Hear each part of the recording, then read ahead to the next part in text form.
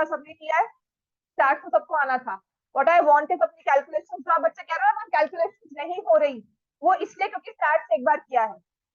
Book के question ही बार बार करो, और जो मैंने अभी टेस्ट पेपर दिया था इसको दोबारा से करके लाना है सबने। ठीक है, जिन्होंने किया था फिर से करके लाना है। तो स्टार्ट का पेपर, क्योंकि स्टार्ट का ही टेस्ट है ना, ट्रिग्नोमेट्री ऑफ स्टार्ट का भी टेस्ट ऑन दिस सैटरडे। तो start by tomorrow this paper again. ठीक है, तुम वो लंबे वाला क्वेश्चन कर लेना, क्वेश्चन नंबर 4 प्रॉपरली अच्छे से करके लाना। और बुक के क्वेश्चन जो मैं तुम्हें बता दूंगी वो लिख कर लेके आना, मिसिंग फ्रीक्वेंसी का। ठीक है, तो स्टैट्स का पेपर बाय टुमारो सब दोबारा से सॉल्व करके लाएंगे। हाँ, ग्रुप में डालूंगी। ठीक है, प्लीज जिन्होंने किया हुआ है ना, इरिस्पेक्टिव पहले क्या किया हुआ है वो सब छोड़कर जो अब है वो करके लाना है। अब निकालो ट्रिग्नोमेट्री, जो मैंने आपको क्वेश्चन दिया था होमवर्क में किया है। टेस्ट नंबर कौन सा था? 14 ना?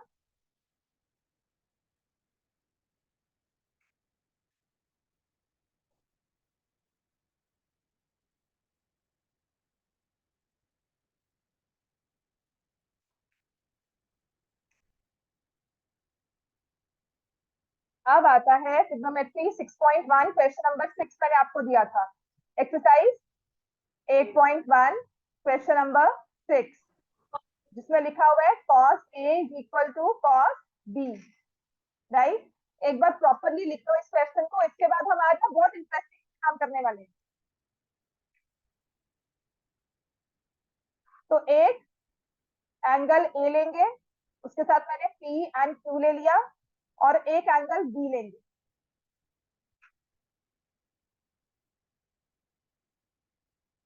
प्लस अब what I am thinking is, जो ये क्वेश्चन है ना टेस्ट ट्रायंगल्स के, उनके सॉल्यूशन नहीं मैं आपको दूंगी।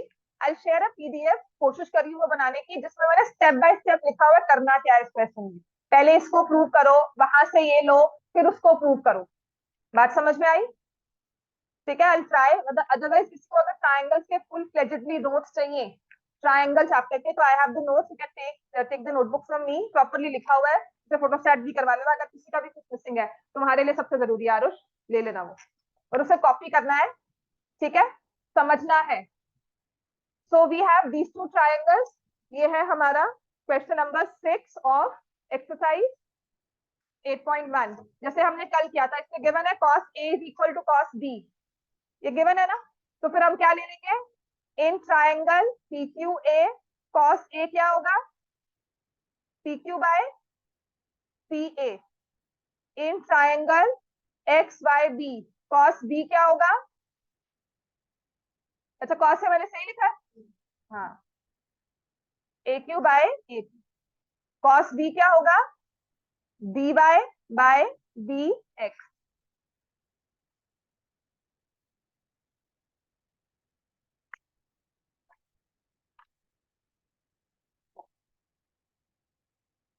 और अगर कहा है cos A is equal to cos B, therefore it means AQ upon AP is equal to BY upon DX, या यहां से हम ले लेंगे AQ upon BY is equal to AP upon DX।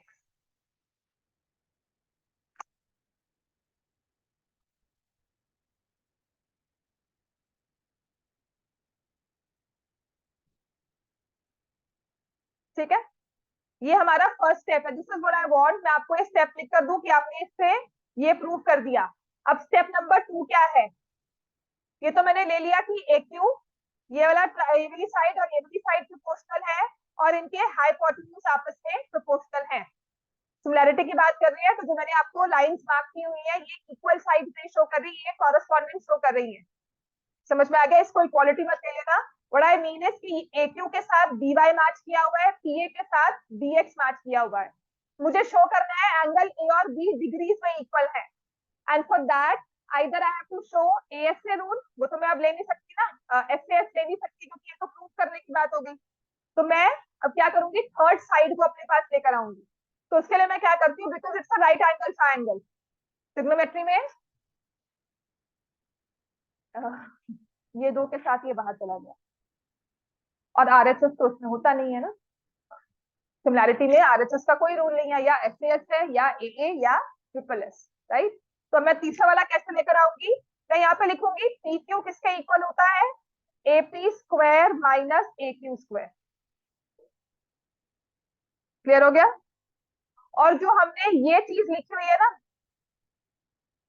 इसको मैंने इक्वल टू के कर दी, तो मेरे पास आ जाता है A Q is equal to k A P.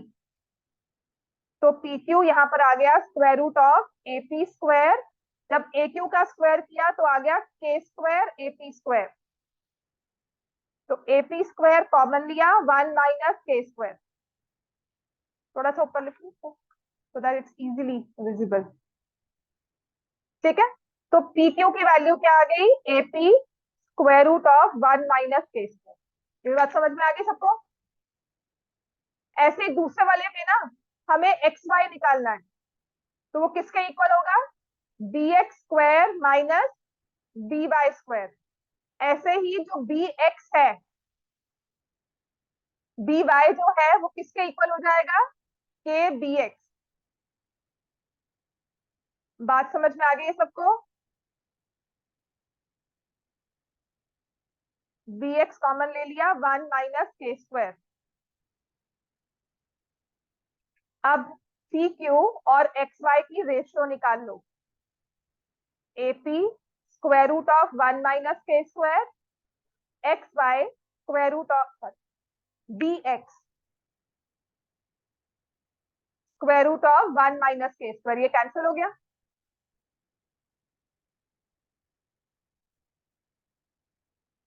AP by B X के equal P Q by X Y भी हो गया।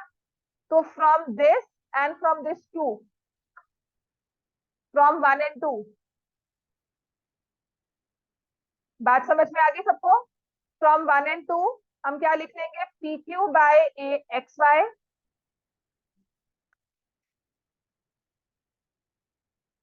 P Q by X Y is equal to A P by B X is equal to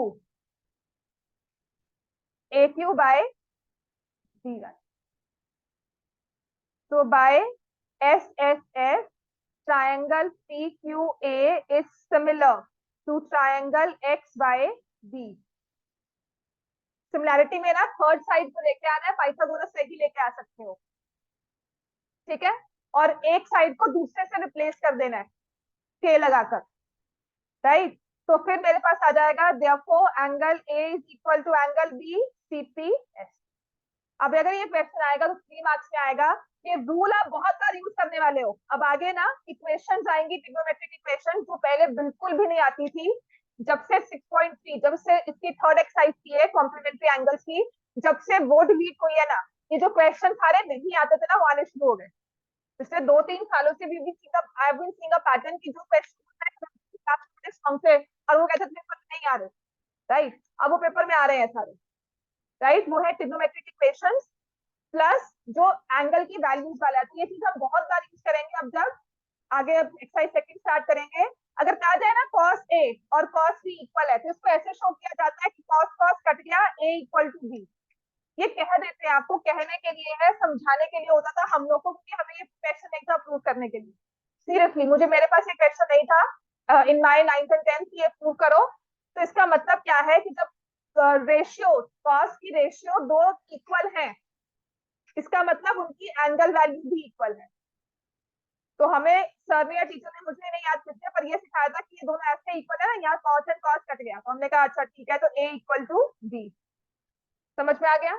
जिसका simple सा मतलब ये है कि अगर मैं आपको कह रही हूँ tan ए, और यहाँ पर मैंने लिखा tan 60 डिग्री, तो ये एंगल की वैल्यू क्या है, ए इज 60 डिग्री। This is my second exercise, right. तो फर्स्ट एक्सरसाइज में आपने साइन कॉस टैन, सबके रूल्स याद है ना हमें। साइन इज, जल्दी से बोलो और लिखो, sine is opposite by hypotenuse. जल्दी से लिख लो, sine theta is opposite by hypotenuse. What about cos theta is adjacent by hypotenuse. And what is tan theta? Opposite by adjacent. ठीक है। 1 by साइन क्या होता है, कोसेकेंट थीटा। 1/cos क्या होता है, सीकेंट थीटा, नाम याद कर लो। और कॉट क्या होता है, 1/tan क्या होता है। ठीक है, बात समझ में आ गई ना, 1/tan इज कॉट थीटा। इतना क्लियर हो गया। तो ये चीजें हमें तो फर्स्ट एक्सरसाइज है जिसमें याद रखना है। अब second exercise, this is T ratios of some specific angles। बहुत इजी एक्सरसाइज है, और इन एंगल्स को ना याद करना भी बड़ा आसान है। एंगल्स कौन कौन से आपके पास, 0 डिग्री, 30 डिग्री, 45, 60, 90। तो सिंपल सी बात है, वो कहता है कि साइन 0 कितना है, साइन 30 कितना होगा, साइन 45 कितना होगा, ये वैल्यूज, और इसकी वैल्यूज हम रखते हैं। इसके अलावा बहुत एंगल्स है टिल 90, आपको मैंने शो किया था table, we have values for every angle, and even if you break the angle into further minutes, into further seconds, right. मतलब अगर एंगल है 45 डिग्री, 20 मिनट्स, 36 सेकेंड, इसका भी हमारे पास टी रेशियो होता है। समझ में आ गई बात। ये एक चीज सबसे मैं अच्छी बताती हूँ, जितनी प्रोग्रेस हुई है टेक्नोलॉजी वाइज, जितने सुपर कंप्यूटर्स आ चुके हैं, जो आपको एक्यूरेसी अब मिलती है, या पहले क्या होता था जब हम टेलीफोन डायल करते थे, डायल अप सिस्टम था, क्रॉस कनेक्शन होते थे, डायल कुछ और नंबर किया, किसी और को कनेक्ट हो गया। और अगर अब सिस्टम है, हमारे पास सेलफोन होता है, you change one digit and the number is completely change, इधर किसी और को कॉल कर रहे हो या नंबर एग्जिस्ट ही नहीं कर रहा होता, क्रॉस कनेक्शन नहीं हुए हैं, या आपस में सिग्नल एक दूसरे ने कैच किया हो, वो नहीं हो रहा है। दिस इज ऑल बिकॉज हम फर्दर एंगल्स को फर्दर फर्दर ब्रेक करके एक्यूरेट वैल्यूज, बहुत अप्रोक्सीमेशन एक्यूरेट कर रहे हैं। समझ में आ गया। तो जो हमारे पास ये एंगल है 030, इनको हम स्टैंडर्ड एंगल्स बोलते हैं। दीज वी से आर स्टैंडर्ड एंगल्स, इनकी स्टैंडर्ड वैल्यूज है, इनको निकालना भी बड़ा आसान है। कैसे निकालना है, 0 डिग्री और 90 डिग्री तो एक्सट्रीम केसेस है कि साइन 0 की वैल्यू निकालनी है, तो we go to a right triangle, हम राइट ट्रायंगल के पास जाते हैं कि साइन 0 निकालना है, चला जाते हैं। ठीक है ना, ये राइट ट्रायंगल ड्रॉ किया, right angle at B. This is sometimes this से find the value of sine 0 geometrically. By chance लगाओ कि किसी टीचर को बहुत अच्छा फील हुआ कि नहीं, अच्छा से कुछ क्वेश्चन डालते हैं, अच्छा मूड हुआ, तो ये क्वेश्चन पेपर में डाल देंगे। तो हम क्या करेंगे, साइन 0 का मतलब होता है, या साइन का मतलब क्या होता है, opposite side by hypotenuse, basically it is perpendicular by hypotenuse। ठीक है, अब इसका मतलब है इसको परपेंडिकुलर किया है, तो इसके ऑपोजिट वाला एंगल क्या होगा, 0 डिग्री। अब थोड़ी समझने की बात है, ये 0 डिग्री एंगल चाहिए। 0 डिग्री का मतलब क्या है कि अगर मैंने पॉइंट सी पर मैंने कहा 0 डिग्री एंगल ड्रॉ करो, तो आप क्या करोगे, इसी को हाईलाइट फर्दर करोगे। इसका मतलब उस केस में क्या हो गया, आपका जो ये हाइपोटेन्यूज है वो बीसी के साथ मर्ज कर गया, एसी एंड बीसी मर्ज कर गया, तो परपेंडिकुलर की लेंथ क्या आ गई, ए बी है ना परपेंडिकुलर। ये छोटा होता होता 0 डिग्री एंगल है, तो आपने ए को मूव करते करते बी पर ले आ गए, तो आपका परपेंडिकुलर क्या हो गया, विजिबल हो गया, रहा ही नहीं, तो it has become 0 degree, it has become 0, therefore sign 0 is 0। जो मैं सिखा रही हूँ ना वैल्यू, सच में अगर क्वेश्चन आता है, because we never know board में क्या आ जाएगा। बोर्ड में एक ऐसा क्वेश्चन आया था जो मैं क्लास में शौक से सिखाती थी, सिर्फ आदत थी कि अच्छा है लगता है, सिखाया था क्लास में, बोर्ड में 1 मार्क का क्वेश्चन था। एरियाज में बताऊंगी, एरियाज ऑफ सर्कल में। ठीक है, जस्ट बिकॉज मुझे अच्छा लगता है कि नहीं, कुछ नई चीज मैं बताऊंगी, right, just to show off. मैंने सच में वही सिखाया था कैसे फॉर्म करते हैं, वो भी किसी बच्चे ने पूछा, तो जस्ट टू शो ऑफ मैंने भी सिखा दिया उसको। हाँ, पेपर में वही बच्चा सॉल्व करके जरूर आया था। समझ में आ गई बात। तो साइन 0 इज 0। ऐसे ही आते हैं साइन 90 पर, एक्सट्रीम केस है ना। अब हर बार तो 0 डिग्री एंगल बनाएंगे ना, ये एक्सट्रीम केस है कि sine has to be more than 0। Sine 90 का मतलब क्या है, ये राइट एंगल है,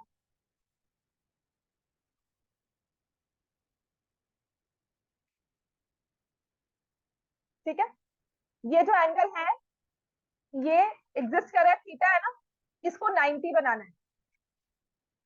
अब ये तो 90 है ही ऑलरेडी, इसको 90 बनाना है, तो क्या होगा, ये वाला पॉइंट आप उठाते हुए इसको यहां पर लेकर आओगे।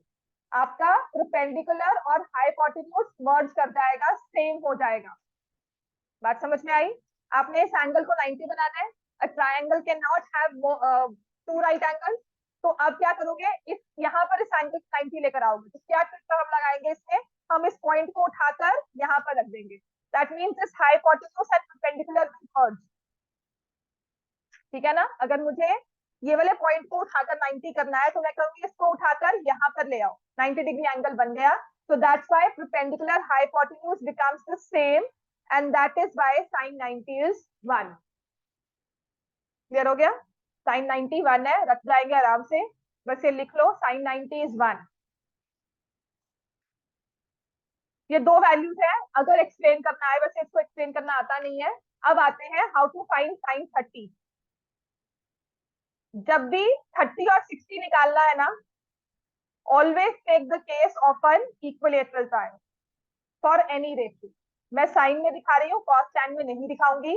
And for 45 degree we take isosceles right triangle. चलो साइन 45 पर ही आते हैं। आइसोसेलेस ट्रायंगल बनाओ।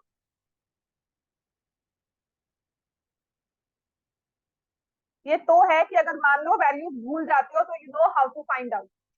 इन केस कभी या कुछ याद करें या कुछ हमें फिगर आउट करना हो उसके लिए। A B equal to B C, ये 45 डिग्री एंगल, चाहे ये वाला ले लो, लिख लो इस चीजों को। क्या आता है, साइन साइन 45 ज्योमेट्रिकली।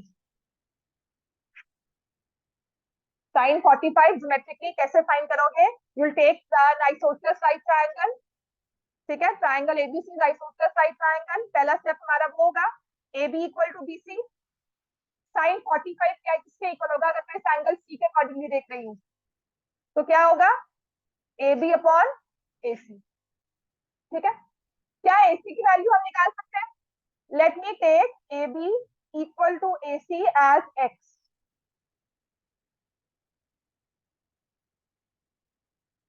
तो ए सी किसके इक्वल होगा? अब राइट ट्रायंगल है तो हम क्या करेंगे, पाइथागोरस थ्योरम। समझ में आ गया? क्या हो जाएगा, X square plus X square. A C square will be 2x square, A C will be √2x। तो साइन 45 का मतलब ए बी कितना था, x, और ए सी कितना था, √2x। ये कट गया तो साइन 45 क्या आ जाएगा, 1/√। समझ में आ गई बात? Sine 45 is 1/√2। मैंने कहा था ना कल, आपने प्रूव किया था कि आइसोसेलेस राइट ट्रायंगल है, tan a is equal to 1, है ना? वो चीज हम यूज करेंगे। हाँ जी बोलो। BC, A B equal to, ठीक है, A B equal to B C as X. A C square is equal to X square plus X square. A C is equal to √2x। जब आपने यहाँ पे √2x लिखा, तीनों side आपके पास है, साइन 45 निकाला 1/√2। अब आते हैं, अगर मुझे साइन 30 निकालना है या साइन 60, दोनों एक ही ट्रायंगल से आएंगे, उसके लिए हम ड्रॉ करेंगे इक्विलेटरल ट्रायंगल। सबने आइसोसेलेस वाला ड्रॉ कर लिया है?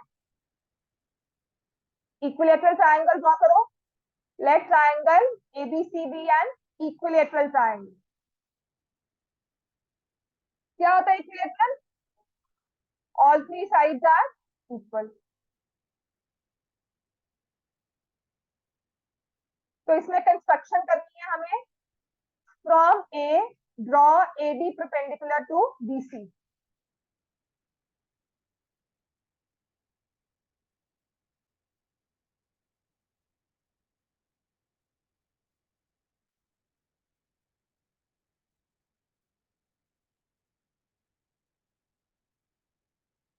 ठीक है, कंस्ट्रक्शन है, draw A B perpendicular to B C.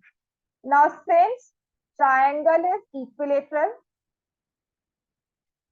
Since triangle is equilateral, तो जो परपेंडिकुलर ड्रॉ किया हुआ है वो साइड को बाइसेक्ट भी करेगा। इन दो ट्रायंगल्स को कॉन्ग्रुएंट प्रूव कर सकते हो ना, 90-90 angle, A B equal to A C, और ये कॉमन आ गया, आरएचएस से प्रूव हो गया। बात समझ में आ गई? 9th में किया हुआ है, और just because of equilateral triangle perpendicular के साइड को बाइसेक्ट किया, वरना नहीं करता। समझ में आ गया? मैंने लिखा है कि सिंस ट्रायंगल इज इक्विलेटरल। तो देखो अब तुम्हारा, अब तो ये जो फंडामेंटल चीज इसलिए करवाई थी कि so that you don't mess up other questions because of this. Difference को समझना, ट्रायंगल इक्विलेटरल है तब हमने लिया है कि परपेंडिकुलर साइड को बाइसेक्ट करता है। ठीक है, तो मैंने कहा कि let the side of the triangle be x, A B equal to B C equal to A C, इसको एक्स ले लिया।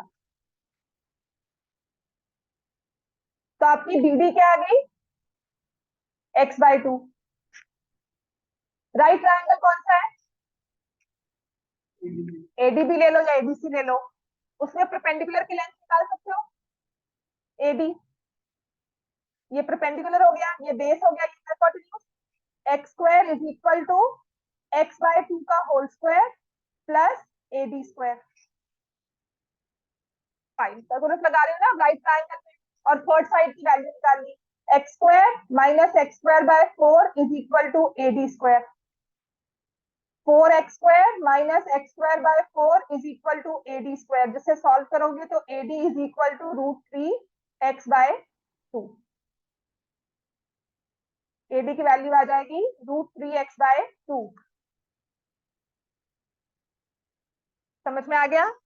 60 और 30 के लिए वी टेक इक्विलेटरल ट्रायंगल, 45 के लिए we take isosceles right triangle value निकालने के लिए। तो ये एंगल 60 डिग्री है और ये एंगल क्या है? 30 डिग्री। समझ में आ गया? अब अगर साइन 60 निकालोगे तो I have this value as, ये मेरे पास था √3x/2। तो अगर मैं साइन 60 निकालती हूं परपेंडिकुलर अपॉन हाइपोटेन्यूज, √3x/2/x, ये कैंसिल हो गया। और अगर मैं साइन 30 निकालती हूँ, बेस ये है ना, साइन 30 मीन ये वाला एंगल, इसके ऑपोजिट क्या था? x/2। हाइपोटेन्यूज क्या है? x। न्यूमरेटर्स दोनों के कैंसिल, 1/1। ये सिर्फ डेरिवेशन है, इन केस क्वेश्चन 2 मार्क्स में आता है, derive the value of sign 30 geometrically.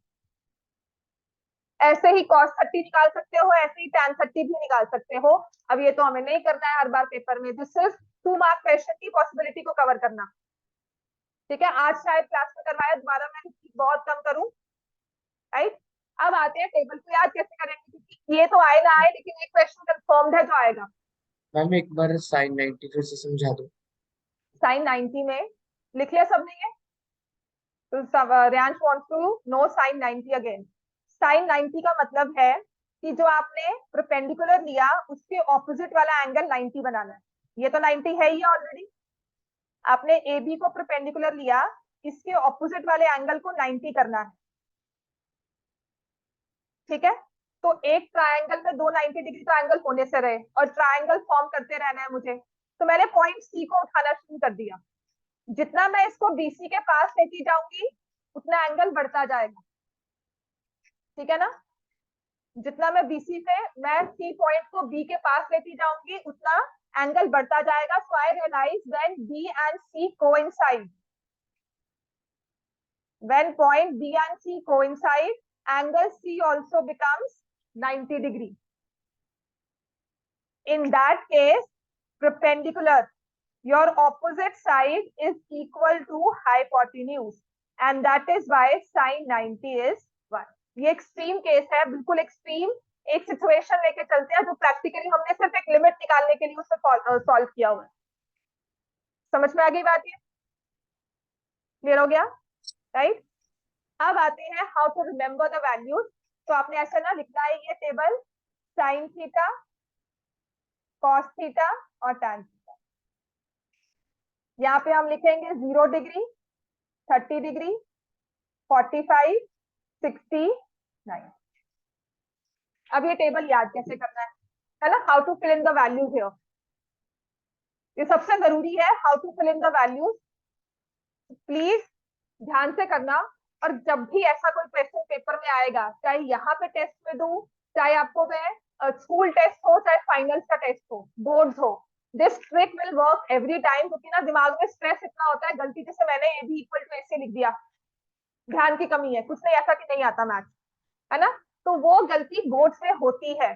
So always make sure that you right this table before hand. 2 minute का टाइम होता है before you get the paper, and आपका जो आंसर शीट मिल जाती है और आपको क्वेश्चन पेपर नहीं मिलता, 2 मिनट का टाइम होता है, तो उसमें ये टेबल बनाकर अपने पास रख लेना, ठीक है।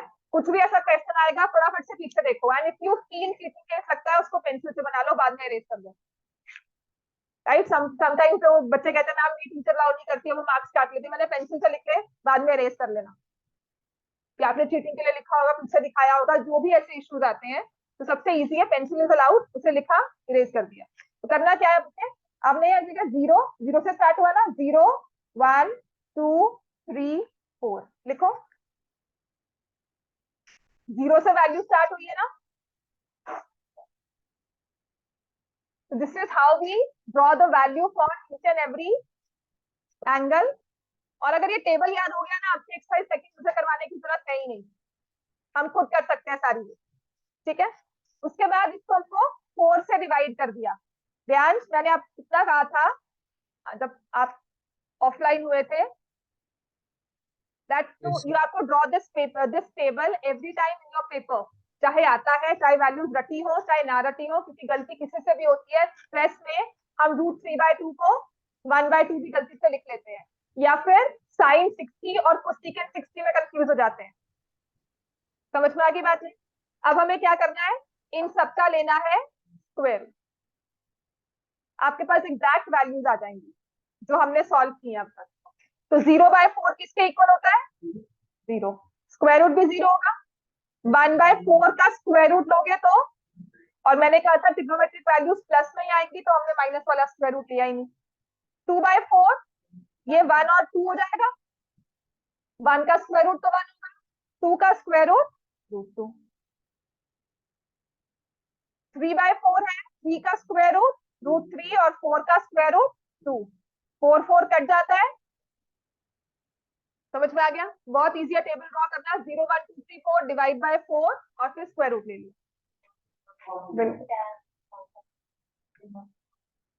बाकी बस इसके साथ ना यहाँ पे लिख लेना, दिस इज 1/कोसेकेंट थीटा, या यहाँ पर लिख लो cosecant is one by sine, cosecant theta is one by sine theta, secant theta is one by cos theta,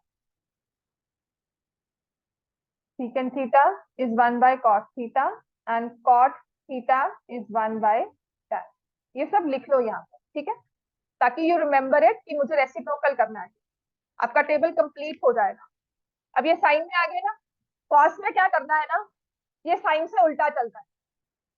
तो साइन 90 का वैल्यू क्या था, 1, वो कॉस 0 अपने पास ले लेगा। साइन के देख लो, आपके पास सारा टेबल आ जाएगा। और साइन पता है आपको, कैसे याद भी नहीं करना, रट्टा भी नहीं मारना, एक बस 0 1 2 3 4 divide by 4 square root. Sine 60 कितना है, √3/2, तो वो कहाँ आएगा, 30 पर। साइन 60 कॉस 30 पर आ जाएगा √3/2, ठीक है ना। मतलब ये वैल्यू मैं उठाकर यहां लेकर आ गई, डिसाइड तो और ये वाली वैल्यू 60 वाली मैं 30 के लेगा, ठीक है। तो अब ये 45 वाली कहाँ आ जाएगी, 45 वाली एज इट इज 45 पे आ जाएगी, which is 1/√2। so that means sin 45 and cos 45 are same, sin 45 and cos 45 are same। तो ऐसे ही अब मेरी sin 30 वाली वैल्यू कहाँ जाएगी, cos 60 में, तो मैं लिख दूंगी यहाँ पे 1/2। और sin 0 कहाँ जाएगा, cos 90 पर, तो ये हो जाएगा। समझ में आ गया। और tan तो हम लिखते ही हैं sin theta by cos theta. तो 0/1 किसके इक्वल होता है, 0। 1/2, अब देखो ना यहाँ पे लिखो 1/2 डिवाइडेड बाय √3/2, दोनों के डिनोमिनेटर्स आपस में कट हो जाएंगे, आंसर क्या आ जाएगा 1/√3। यहां आ जाएगा 1/√2, 1/√2, 1। साइन 45 क्योंकि आइसोसलेस राइट ट्राइंगल है, तो साइन 45 1 होता है, सॉरी tan 45 1 होता है। ठीक हो गया। अब ये आ जाएगा √3/2 अपॉन 1/2, 2 कैंसल, √3।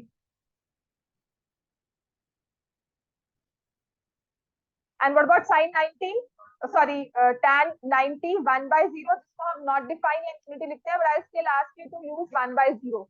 इसको नॉट डिफाइन लिख देते हैं या इंफिनिटी भी लिख देते हैं, but still for some questions we write it as 1/0। Clear हो गया। ज्योमेट्रिकली निकालना आ गया हमें, इन केस टेबल हमें पूरा लिखना है तो वो भी हमें आता है, राइट। अब आ जाओ, इसका एक क्वेश्चन तो करेंगे ही अब। तो ये सारा ना आपको दिया हुआ है, इसमें 0 एंड 90, 45, 30 एंड 60, ये सारे ना बुक में एक्सप्लेन किए हुए एंगल। और टेबल 8.1, अगर नई बुक्स है उसका पेज नंबर बताओ, नई बुक में कौन सा पेज नंबर है? 125 ऑफ योर बुक। इसमें टेबल दिया हुआ है जो याद करना है, 66 रेशियोज का। तो अभी क्लास में जब क्वेश्चन सॉल्व करते हैं और हमें कोई वैल्यू देखनी है ना, तो ऐसे हवा में सोचना नहीं है कि आंखों के आगे टेबल आ जाएगा हमारा, है ना, कि प्रोजेक्ट हो जाएगा, हमने यहाँ देखा है हम ऐसे देखेंगे प्रोजेक्ट हो जाएगा, वो नहीं करना है। Please open this page 125 and see the value. Question solve नहीं हो रहा, आंसर डिफरेंट आ रहा है, इस टेबल को रेफर करो, कुछ ना कुछ गलत लिखा होगा आपने। समझ में आ गया इतना? अब आ जाओ एग्जाम्पल नंबर 6। एग्जाम्पल 6 है ना, मेरे पास पुरानी बुक है इसलिए कह रही है। एग्जाम्पल 6 है after exercise 8.1, we have example 6, page 125 हो गया वो आपकी बुक में, राइट, पेज 125। अभी ऐसे वाले क्वेश्चन ही आएंगे, या फिर एक्सरसाइज 8.2 के जो फर्स्ट के 5 क्वेश्चन है ना, या वेरी इंपॉर्टेंट, एक क्वेश्चन तो होगा ही पेपर में। एग्जाम्पल 6 में क्या है? In triangle ABC right angle at B. कल थर्सडे होगा और फ्राइडे, फ्राइडे तक की वो सबको सिखाई दूंगी, प्रूव करना। पर आपका ना टेस्ट 8.2 तक ही होगा, ट्रिग्नोमेट्री का टेस्ट सैटरडे को 8.2 होगा, 8.3 स्टार्ट हो जाएगी, पर वो टेस्ट में नहीं डालूंगी। समझ में आ गया? और क्या डालूंगी उसमें से वो भी बता दूंगी मैं आपको, राइट। बहुत बेसिक डालूंगी, अगर अगर उसमें एडिशन करूंगी उसकी। So next we have in triangle ABC,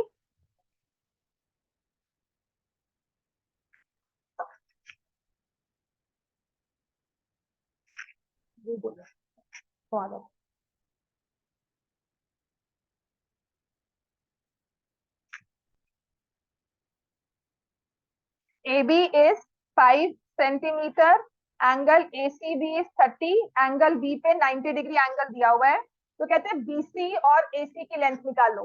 right triangle, एक एंगल और एक साइड काफी है पूरे ट्रायंगल का बायोडाटा निकालने के लिए।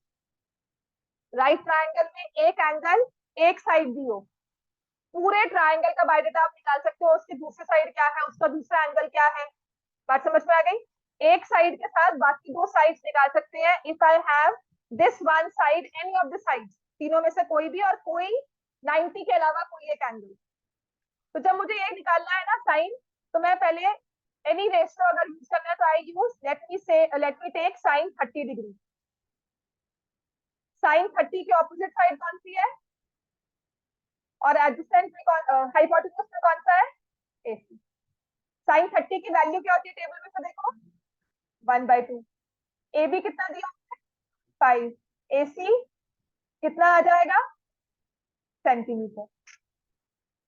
ये तो अभी लिखकर करेंगे, ओरली करेंगे क्वेश्चन बाद में हम। ऐसे ही अब मुझे BC निकालना है, तो cos 30 यूज कर लूं, BC अपॉन AC। tan भी यूज कर सकते हो। समझ में आ गया? I could have use tan 30 as well. tan 30 क्या होगा, ऑपोजिट बाय एडजेसेंट। समझ में आ गया? AB upon BC। tan 30 किसके इक्वल होता है, 1/√3। AB कितना है, 5। BC हमें निकालना है, तो BC कितना आ जाएगा, 5। हाँ वो भी कर सकते हो बिल्कुल। इसको आपने 10 ले लिया। हाँ बिल्कुल वो भी कर सकते हो, बट ट्रिग्नोमेट्री से करना इजी लगेगा बात। ठीक है, आइदर वे इज फाइन, बस एक ट्रिग्नोमेट्री तो निकालना पड़ेगा। अब आ जाओ, इसके बाद अब करना है एग्जाम्पल 7, सेम है। इसमें एंगल निकालने बाद में करवाऊंगी। Example 8 very important.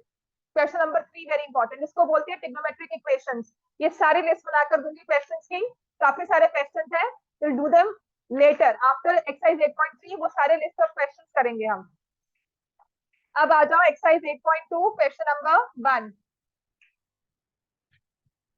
कम से कम एक या दो तो इसके कर लेना। एक्सरसाइज 8.2 फर्स्ट पार्ट और सेकंड पार्ट मैं टेस्ट पेपर आपको देती हूँ, और टेस्ट पेपर में I want your marks. Sine 60 cos 30 plus sine 30 cos 60। Table खोल लो भी अपने पास। अब अगर वैल्यू याद हो वाला की बात है, वरना टेबल खोलो। साइन 60 है, कॉस 60 है, साइन 30, साइन सॉरी कॉस 30 था, sine 30 is 1/2 and cos 60 is 1/2 again. तो ये आ जाएगा 3/4 plus 1/4, 3 plus 1/4, 4/4, answer is.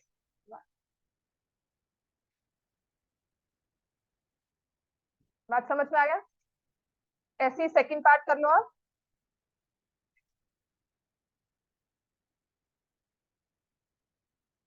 tan square 45, cos square 30 डिग्री, साइन स्क्वायर 60 डिग्री। कल ही एक्सरसाइज खत्म हो जाएगी, है ना? हाफ एन आवर लगेगा इस एक्सरसाइज को करने में।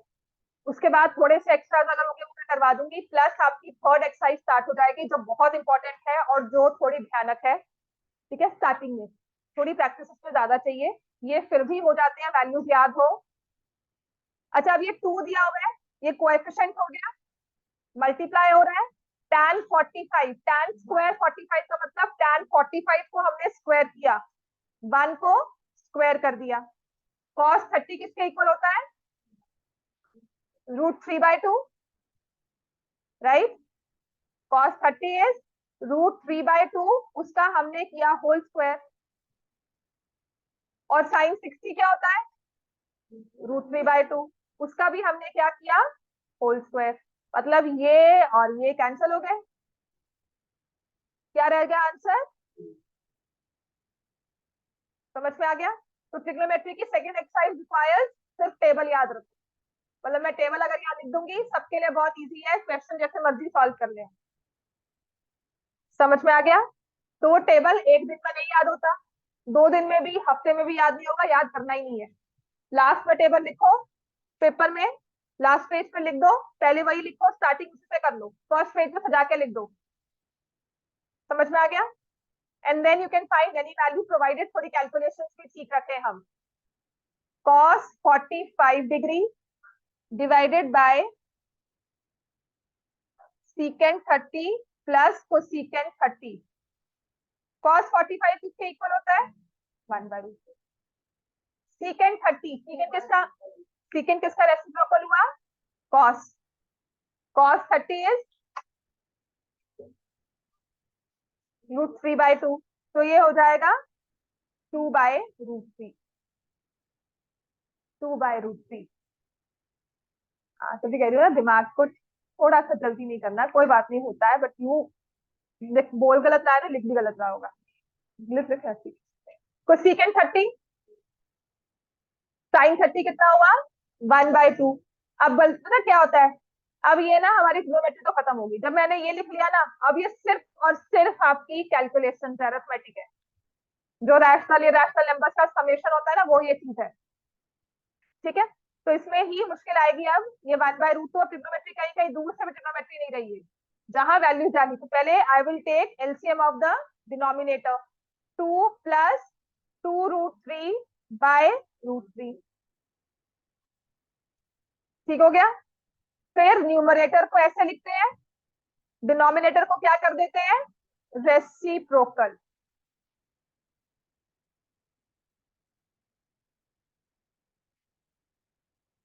ठीक है, अब ये चाहे रैशनलाइज करो चाहे 2 कॉमन लो, ये आ गया √3, मैंने 2 कॉमन ले लिया, 2√2 1 plus √3।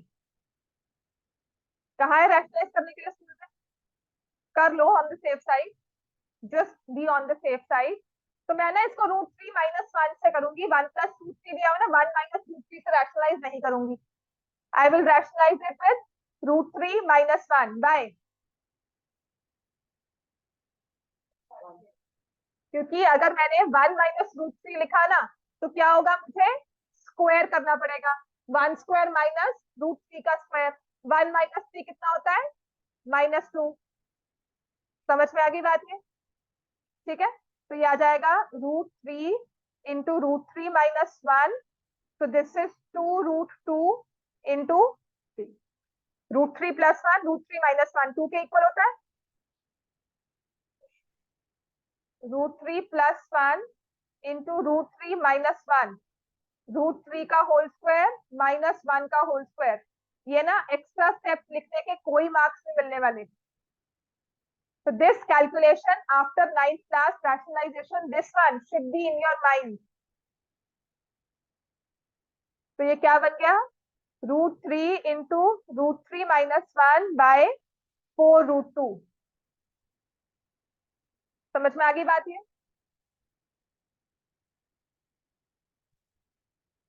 Fourth part important mark कर लो,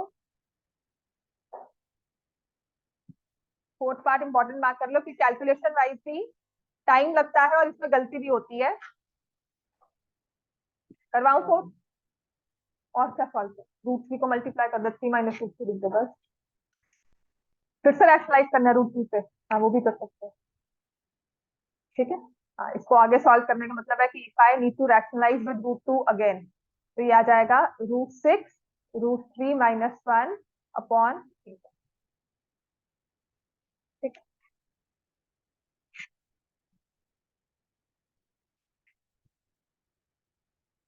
fourth part, sin 30 tan 45 minus cosecant 60 divided by secant 30 cos 60। और अच्छी बात क्या है, इनके अलावा कोई एंगल आपको और आएंगे भी नहीं, 0 30 45 60 90, these are the only angles that will come, इसके अलावा कोई और एंगल नहीं आएगा। so in place of sin 30 this means क्या लिखेंगे, tan 45 में ईश्वी आप बताओ 1, cosecant 60 Saanvi 2 by secant 30 Gautam, secant 30 cos 60 Sinjan, और 45 तो 1 एवरीवन नोस, नव्या ठीक है राइट। अब इसको सिर्फ प्लस करने की मुश्किल है और कुछ नहीं। इसमें भी यू नीड टू अंडरस्टैंड कि इन दो नंबर्स को तो हम आराम से ऐड कर सकते हैं। ये दो नंबर्स तो हमारे जैसे 1 + 0.5 है, 1.5 हो गया, तो इल बिकम 3/2 -2/√3 और 3/2 + 2/√। बात समझ में आई? अब न्यूमरेटर में पहले एलसीएम ले लेंगे। क्या एलसीएम लेंगे, 2√3 क्रॉस मल्टीप्लाई किया 3√3 -4, वही एलसीएम आ जाएगा डिनोमिनेटर में, 2√3 क्रॉस मल्टीप्लाई किया 3√3 + 4। तो ये जो 2√3 था दोनों के डिनोमिनेटर में वो कैंसिल हो जाएगा, आंसर बन जाएगा 3√3 -4 अपॉन 3√3 + 4, जिससे रैशनलाइज करके आंसर आप निकाल सकते हो। रैशनलाइज किससे करेंगे, 3√3 -4, 3√3 - ठीक है। चलो पेपर्स लो अपने, सिर्फ कनन का पेपर रह गया, रेस्ट एनालिसिस आपका था, और जिन्होंने रीचेक करके दिया है एलसी द पेपर दोबारा से जिसने किया था, राघव, और मुझे मार्क्स बताओ। लव्या, आरुष, गुरलीन एब्सेंट है आज। बिस्मीत का पेपर दो। कबीर, सिंजन, राघव पास करना बेटा। आहिल, नव्या, जयांश एब्सेंट है। बिस्मीत का पेपर भी चलेगा।